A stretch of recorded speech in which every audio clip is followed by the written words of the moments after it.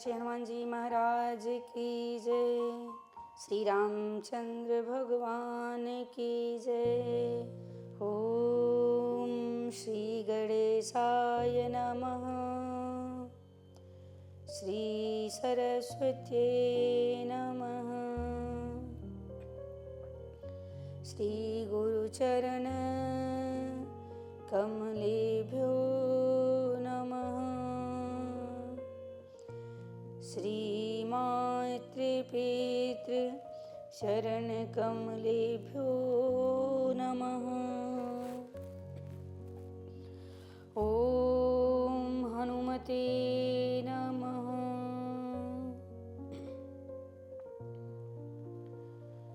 तुलसीदास के पद कमल जो बारंबार मनाए, गुण गावहु सिया राम के, हनुमते होहु सहाय। राम कथा के रसिक प्रभु, शंभुनाथ हनुमंत। सन्मुख प्रभु आसन धरऊं, सुनऊं कथा भगवंत। बोली श्री हनुमान जी महाराज की जय। लोकाभिरामं रणरंगधीरं, राजीवनेत्रं रघुवंशनाथं।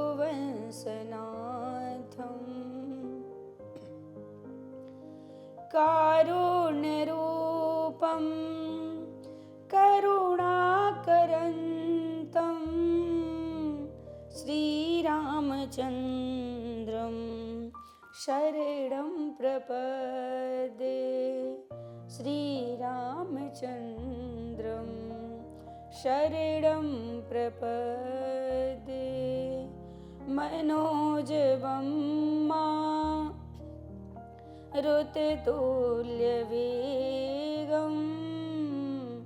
जितेन्द्रियं बुद्धिमतां वरिष्ठं।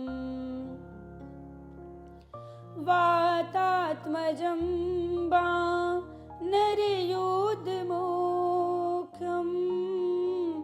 श्रीरामदूतं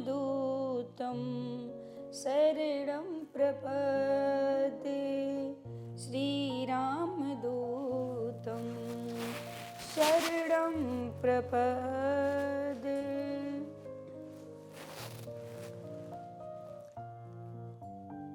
परम मंगलमय परात्पर पर ब्रह्म भगवान की वांगमय प्रतिमूर्ति श्री रामचरितमानस अकारण करुणा वरदालय भगवान श्री सीताराम जी के चरणों में बारंबार प्रणाम।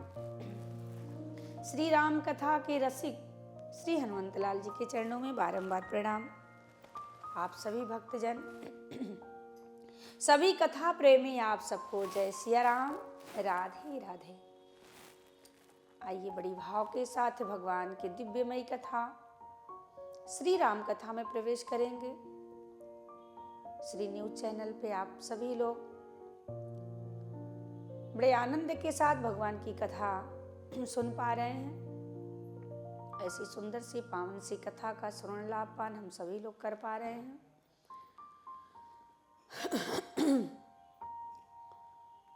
श्री राम कथा जो हमारे जीवन की संपूर्ण व्यथा को, सारे कष्ट, सभी दुखों को समाप्त कर देती है, पर उसके दुख समाप्त होते हैं जो निरंतर प्रभु की कथा सुनता है, सत्संग सुनता है, जो प्रभु का नाम लेता है और जो सत्य की राह पर चलता है। उसके सभी संकट, सभी कष्ट समाप्त हो जाते हैं। देखिए, एक बात बताएं कि कथा सुनने का लाभ क्या है, हम कथा क्यों सुनते हैं। बहुत लोग तो इस भ्रम में रहते हैं ना कि कथा सुन लेंगे तो हमारे घर में जो गरीबी है ना वो अमीरी में बदल जाएगी, हमारे घर खूब धन संपत्ति हो जाएगी। ना भैया, इस गलत फहमी में मत रहना। आपके घर संपत्ति तो नहीं आएगी, पर हाँ, जो आगे विपत्ति और आने वाली होगी ना, वो समाप्त हो जाएगी। वो विपत्ति आगे नहीं आएगी। इसलिए इस भ्रम में ना रहें कि हमारे घर धन दौलत आएगा, और ये कभी भी उम्मीद लगाकर ये कथा भी ना सुने। अगर आपके भीतर कोई कामना है, किसी भी प्रकार की कामना है सांसारिक, तो वो कभी पूरी नहीं होगी कथा के बदले। अरे कथा तो अमृत से भी बढ़कर है, और आप बस ये कांच कुछ के लिए आप परेशान हैं कि हमें ये छोटा सा घर मिल जाए, धन मिल जाए, दौलत मिल जाए, गाड़ी बंगले मिल जाए। अरे ये तो ऐसी कथा है, ऐसी कथा है जो इसको सुनते रहिए, सुनते रहिए, जो भगवान के चरणों से जोड़ देती है, भगवान के परम धाम को प्राप्त करवा सकती है। ऐसी पावन सी कथा के लिए, पावन सी कथा को सुन रहे हैं और इसके बदले चाहते हैं क्या? कांच का टुकड़ा। ये हीरा है, हीरा। ये जो प्रभु की कथा है, हीरा के समान है। तो आप ये मन से निकाल दीजिए कि कथा सुनेंगे तो हमें धन की प्राप्ति होगी। नहीं, आपको धन नहीं मिल सकता, पर हाँ, जो मिल सकता है वो इस संसार में किसी और चीज से कभी नहीं मिल सकता। देखिए, आज की कथा ऐसी सुंदर सी कथा है। किसी दुष्ट को समझाइए ना, उसकी समझ में नहीं आता, वो समझना ही नहीं चाहता। जैसे रावण है, रावण को से हनुमान जी ने समझाया, हाथ जोड़कर विनती करी, नहीं माना। अंगद जी पहुंचे हैं। अंगद जी के समझाने का क्या तरीका है? अंगद जी क्या कहते हैं? दसन गहूँ तृण कंठ कुठारी, परिजन सहित संग निज नारी। सादर जनक सुता कर आगे, सादर जनक सुता कर आगे। यही विधि चलहु सकल भय त्यागे। प्रणत पाल रघुवंश मणि, त्राहि त्राहि अब मोहि। आरत गिरा सुनत प्रभु, अभय करेगा तोहि।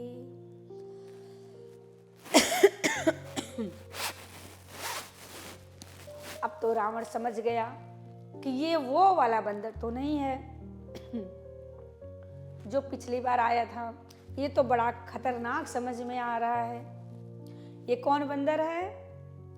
अंगद जी हैं, जो रावण जी के शैली में ही बात करते हैं। अंगद जी, रावण बंदर कहाँ? अंगद जी क्या कहते हैं? दशकंधर कहाँ?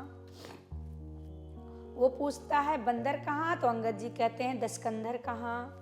अंगद जी ने कहा, रावण मेरी बात सुनो, मेरे जो पिताजी थे वो तुम्हारे मित्र थे कि नहीं? उनसे खूब मित्रता थी, इसलिए मैं तुम्हारे भले के लिए कह रहा हूँ। मैं तुम्हारा भला चाहता हूँ, इसलिए आया हूँ कि अब तुम हमारी सलाह मानो। कौन सी सलाह? कहते हैं भगवान प्रभु श्री राम जो है ना, वो सबके अपराध को क्षमा कर देते हैं। वो इतने दयालु हैं, इतने दयालु हैं कि वो सबके अपराध क्षमा कर देते हैं। बस तुम एक काम करो, एक छोटा सा काम करना है। यदि दांतों के नीचे तिनका दबा के, कंठ पे कुल्हाड़ी रख के, नंगे पांव चलो और अपनी सभी रानियों सहित सीता माता को आगे करके फिर भगवान की शरण में जाकर त्राहि माम करो। मैं तुम्हें विश्वास दिलाता हूँ, मैं तुम्हें विश्वास दिलाता हूँ कि भगवान तुम्हें क्षमा अवश्य कर देंगे। ये मेरा पूर्ण विश्वास है। अब सोचो, बिना शर्त के तो रावण जाने को तैयार नहीं था। अब इतनी शर्त लगेगी तो क्या रावण जाएगा? कभी नहीं जाएगा। अब जरा सोचना, विचार करिएगा कि रावण क्या जाएगा? इतनी शर्त मान सकता है? कभी नहीं मान सकता। अंगद ने इतनी शर्तें लगाई और कहते हैं चलना हो तो चलो, पर रावण भी 10 खोपड़ी वाला, उसके भी 10 खोपड़ी वाला है। समझ तो गया और कहता क्या है, क्यों रे तेरे बाप से मेरी मित्रता? कौन से बाप? कौन है तेरा बाप? ये बंदर हमारे कब से मित्र होने लगे? ये बंदर तो हम खाते हैं ऐसे बंदरों को। कौन है तेरा बाप? अंगद जी मुस्कुरा कर बोले, क्यों? जो 6 महीने जिसकी कांख में तू दबा रहा उसे ही भूल गया? हाँ, बाली को भूल गया? देखो, अब रावण ऐसी बातों को ना हंसी में टाल देता है ताकि इस पे लोगों का ध्यान ना जाए। अब सोचता है कि कहीं मेरा अपमान ना हो जाए, इसलिए उसने इस बात को हंसी में टाल दिया। अब सारे दरबारी जो थे वो तो भौचक्के हो गए। हाँ, भौचक्के में हो गए कि ये दशग्रीव रावण बाली की कांख में दबे पड़े थे। अंगद बोले, सभी सुन लो, तुम्हारे राजा साहब जो है ना, जो तुम्हारे राजा साहब हैं, ये हमारे पिता बाली की बगल में कांख के नीचे 6 महीने तक दबे हुए थे। पूछो ये सही है कि नहीं? पूछो पूछो। अब तो रावण खिसियाया। तो रावण क्या कहा, तुरंत अपने 10 मुखों से हा हा करके लगा हंसने। रहा बाली बानर में जाना। रावण क्या कहा, वो तो मेरा परम मित्र था, उसे तो मैं जानता हूँ, वो कुशल से तो है, उसकी कुशलता तो बताओ वो कैसा है। अब रावण जो है भली भांति जानता है कि बाली इस दुनिया में नहीं रहा, वो मारा गया है, लेकिन उसके भेद नीति जो है ना, ये भेद नीति का तरीका है। हम पूछेंगे कि बाली कहाँ है तो ये कहेगा कि वो तो मारे गए। फिर मैं पूछूंगा कि किसने मारा, क्या बीमारी थी उनको, तो ये कहेंगे कि बीमारी नहीं थी, उनको राम ने मारा। तब मैं कहूंगा कि जिस राम ने तुम्हारे पिता को मारा, तुम उस राम के दूत कहते हो, तुम्हें शर्म नहीं आती, लज्जा नहीं आती? और मैं इसे अपने पक्ष में कर लूंगा कि मेरे पक्ष में आ जाओ और मेरे पक्ष में आकर अपने पिता की मौत का बदला ले लो। ये थी रावण की चाल। फूट डालने की कला ऐसी होती है। उसका ये अंदाजा था कि मैं ऐसे पूछूंगा तो वो ऐसे बताएगा, तो मैं कहूँगा मेरी तरफ आ जाओ और अपनी पिता की मृत्यु का बदला ले लो। लेकिन कभी कभी अंदाजा जो है ना उल्टा पड़ जाता है। जो रावण अंदाजा लगाया था उसका अंदाजा उल्टा हो गया। उसने पूछा, अब कहूँ कुशल बाली कह, अब कहूँ कुशल बाली कह, अहीं बिहसी वचन तब अंगद कहीं। अंगद ने कहा, हमसे क्या पूछते हो, बस 2-4-10 दिन में तुम भी वहीं जाने वाले हो, वहीं पहुंचकर खूब बढ़िया से हाल चाल पूछ लेना। उनसे मिलकर ही हाल चाल पूछना।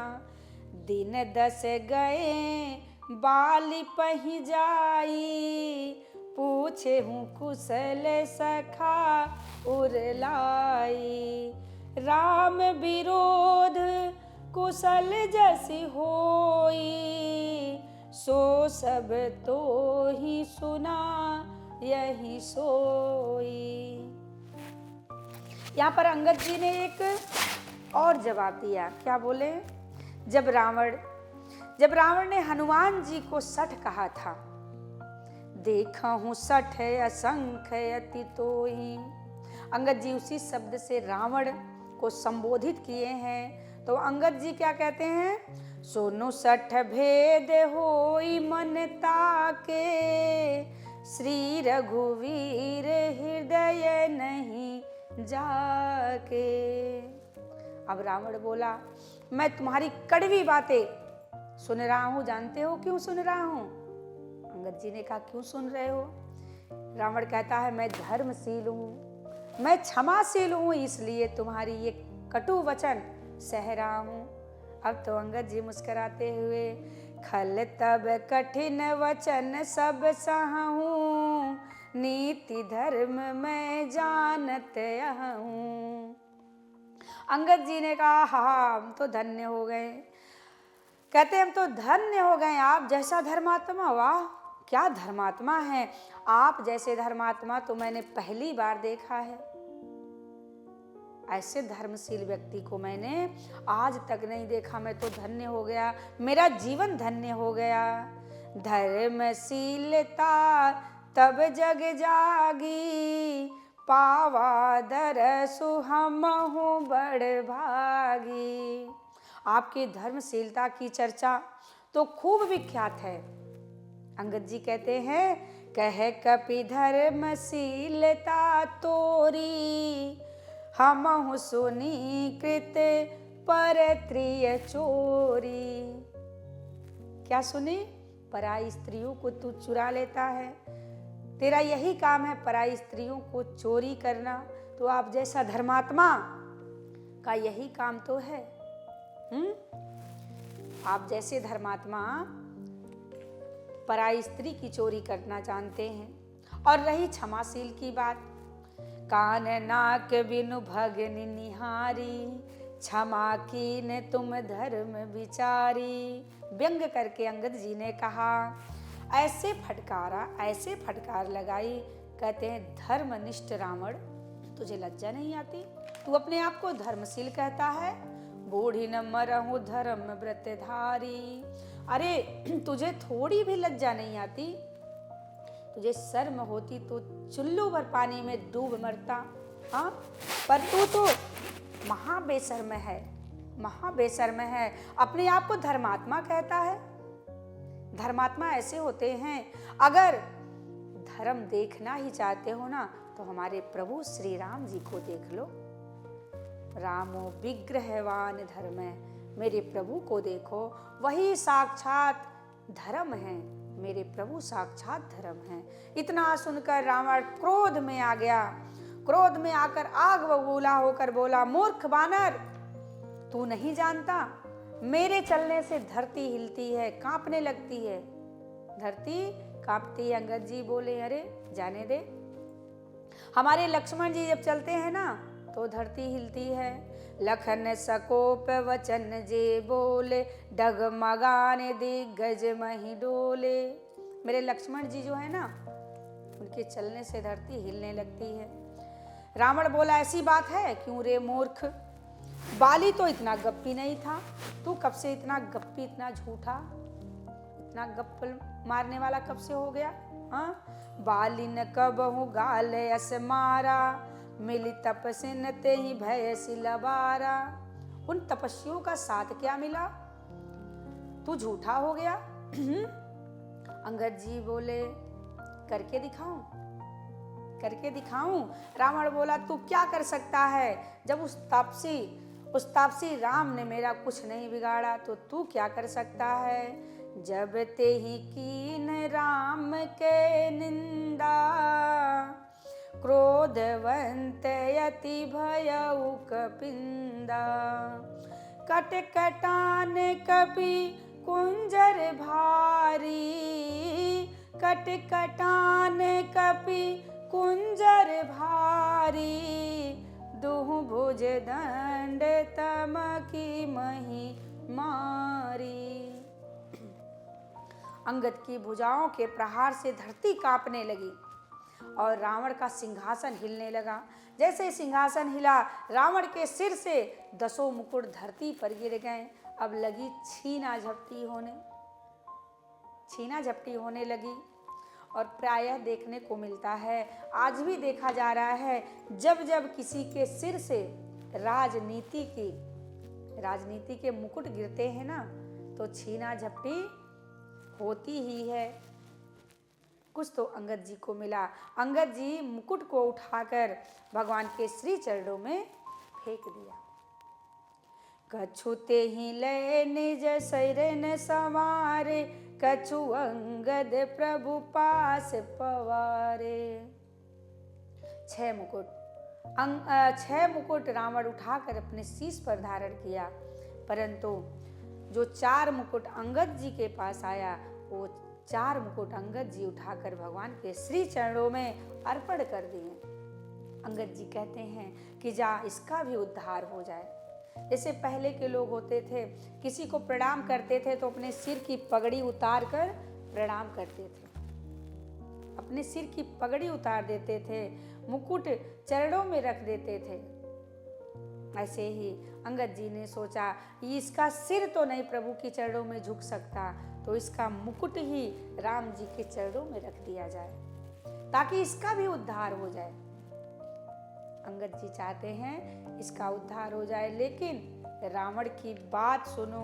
6 मुकुट सिर पर रखा, तो अब विचार करिए कि वो कैसा लग रहा होगा। कितना खूबसूरत लगता होगा। 6 मुकुट सर पे हैं, 4 सिर खाली हैं। रावण जोर से चिल्लाया, मूर्ख बंदर, तुझे नहीं पता, तू नहीं जानता, तुझे मेरी शौर्यता के बारे में अभी पता नहीं है।